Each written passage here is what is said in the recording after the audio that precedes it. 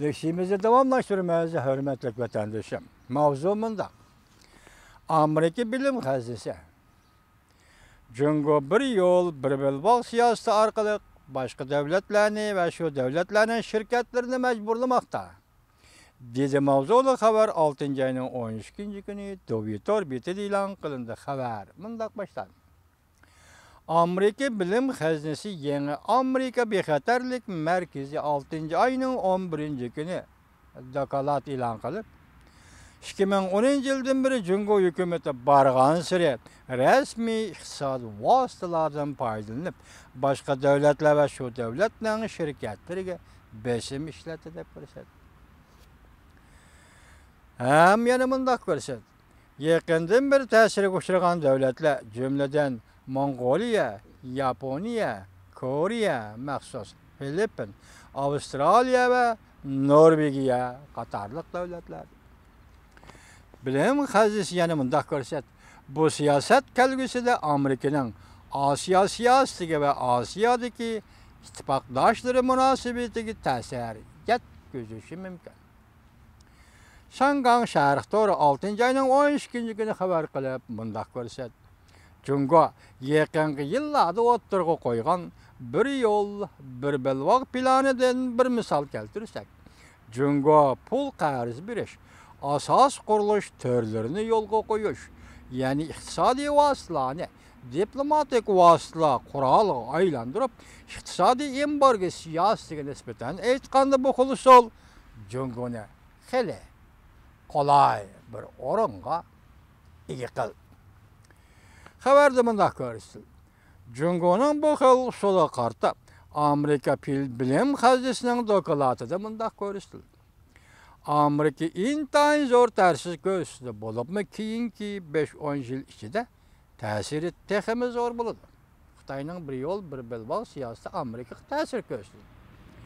Masalan, kelgusi bir necha yilda Osiyo davlatlari Amerika bilan texmi yo'q harbiy munosabatlar o'rnatmoqchi bo'lganda Koreyada qurilgan sistemasiga Jungoning qattiq inkas qaytarganligini o'ylashdi.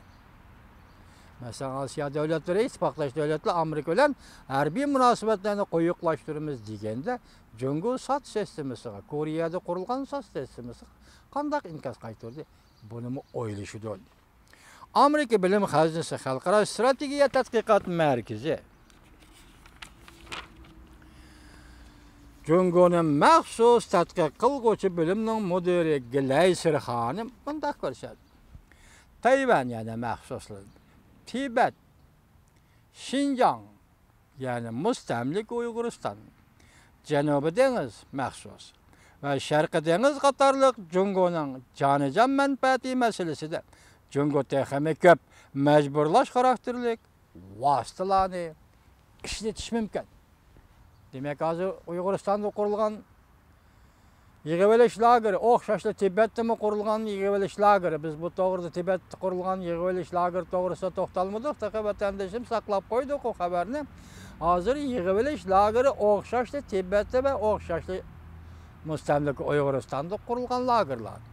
Şun bir yerde Gilay Hanım deydi Xitoy bir yol, bir belbog' siyosatidan foydalanib, yakınmış şekilde foydalanib, o'zining jonijon manfaati deyilgan Tibet, Xinjiang, mustamlika Uyg'uriston, Tayvan, Sharqiy dengiz va Janubiy dengizda o'zining kengayish ta'sirini ko'rsatdi.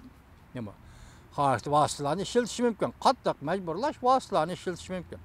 Lekin Jungoning jonijon manfaat hukmi mujmal bo'lib kelyapti.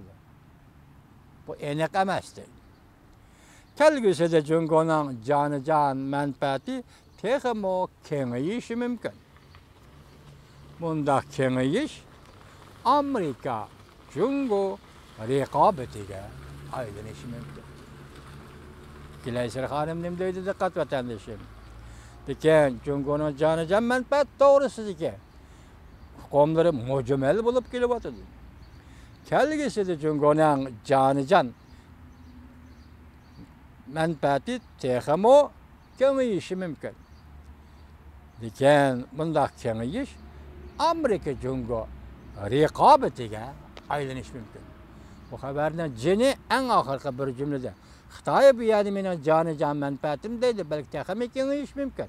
Bundaq kengayish va jonijon manfaat masalasi kelgusida Amerika bilan Jungoning raqobatiga aylanishi mumkin. Jonijon manfaati nima ekan? Tibet, Xinjiang, Tayvan, Sharqiy dengiz, Janubiy dengiz.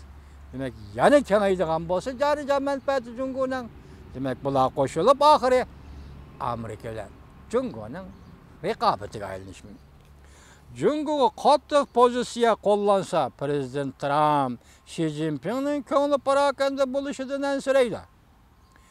Mavzuli xabar 6-oyning 13-kuni Tayvan markaziy agentligi tarafidan e'lon qilindi. Shu kuni Vanbetor beti ko'chirildi. Xabar mundaq boshlandi. Yangi xabar, vatandoshim. Prezident Tramp hukumati yaqinda Jungodan import qilingan tovar ballog'i haslab boj qo'yish jadvalini e'lon qiladi.